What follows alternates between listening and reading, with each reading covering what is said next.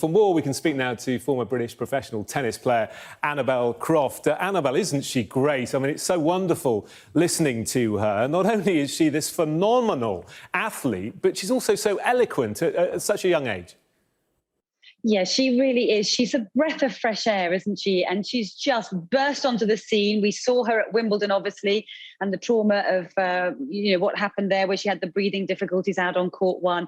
But my goodness, she's come straight back out onto the tour and taken her game to a new level. And then this fairy tale run through the US Open. I mean, it's just extraordinary, as you said in your clip there, unprecedented. I mean, no qualifier has ever won 10 matches back to back without dropping a set. And as you say, it's the manner in which she's done it all. She's done it with so much joy, with poise, with composure, so at ease with everything. She was born to be a champion, it feels. And I feel as if we're seeing the very beginning of what's going to be an amazing, amazing career in front of her. It's interesting you use the word joy, actually, Annabel, because that's a word I've heard so much over the last 24 hours. Her play is joyful, isn't it? When she's actually on the court, you can see she's enjoying it, but she's also joyful in that interview. She's lapping it up, and I guess that does bode well for the future.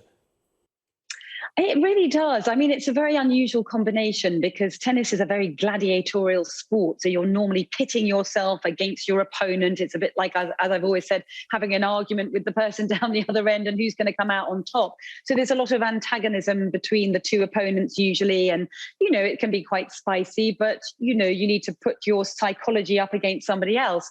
But she seems to do it effortlessly and with positivity. And as she said herself, negativity was never allowed as a child. Her parents really brought her up to always be positive and not get down on herself, not to have any negative thoughts out there. And she really has so much self-confidence and so much belief. Her techniques are so secure. There's no weaknesses there. So she can really go out into these arenas, back herself, and really put her best tennis out there. But I think it's such an interesting combination that she plays with this serenity, on her face, a little bit like if the older viewers remember Yvonne Goolagong-Cawley, who always had this beautiful kind of expression on her face while she was playing, with a lot of joy and smiles and what have you, no sort of antagonism or anger out there, but just to produce your best tennis and play with freedom and a joyful spirit. And I think it's probably just what the doctor ordered in the world right now. I think you're absolutely right. And we're looking at a picture now, a fantastic picture that she's posted recently on her Instagram feed of her in the centre of New York in front of a billboard with her on it. And you can see that big grin on her face. Her Instagram followers have gone through the roof. She's up to something like 1.8 million now. And it just goes to show, doesn't it, how marketable she's going to be.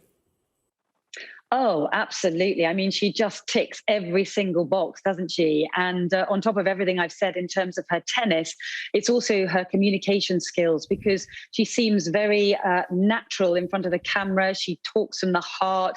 There's no rehearsed answers. You feel like you're really hearing from Emma herself. And, she seems to be so intelligent and articulate. We know that she did so well in her A-levels with a maths, I think an A star and an A in maths and economics.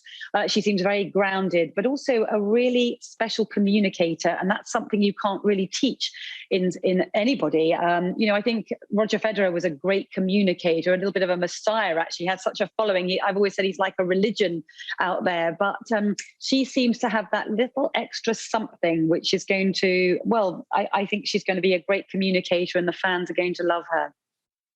So passionate about the women's game, and you must love the fact that we're all talking about the women's game at the moment more than the men's game when it comes to the US Open. Well, I think these things are in cycles, aren't they? And there's been certain periods and eras in time in the tennis world where it felt like the men's game was a little bit stronger than the women's in terms of its appeal. And then it swung a little bit back the other way. And then suddenly we had Roger Federer and Novak Djokovic and Rafael Nadal coming onto the scene. And suddenly there was a big attention on that. But of course, we had the Williams sisters. We've had Sharapova. We've had Hingis, Clijsters.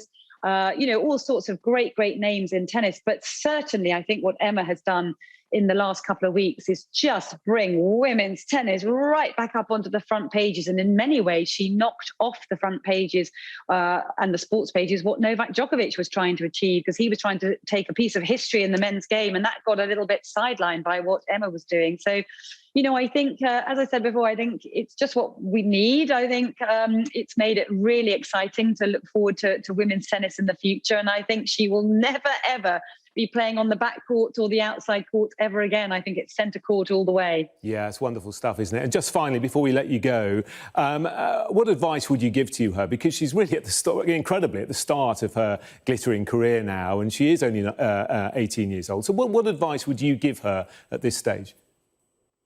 Oh, I hate to give my advice, because I think she's clearly doing it all right herself at the moment. I think she's got all the answers and seems to be so well grounded and has the right attitude to be able to cope with it. But I know that I think I saw an interview the other day where Virginia Wade obviously was in New York, and she was the last person to win as a Brit in the US Open. And she said that to Emma not to read too much of the headlines and not to sort of take too much notice of all of that stuff, because it can get a little overwhelming. But something just tells me that she's going to be able to cope with everything with flying colours. And I think she's also said herself that she's just taking it one step at a time. Everything is pretty crazy.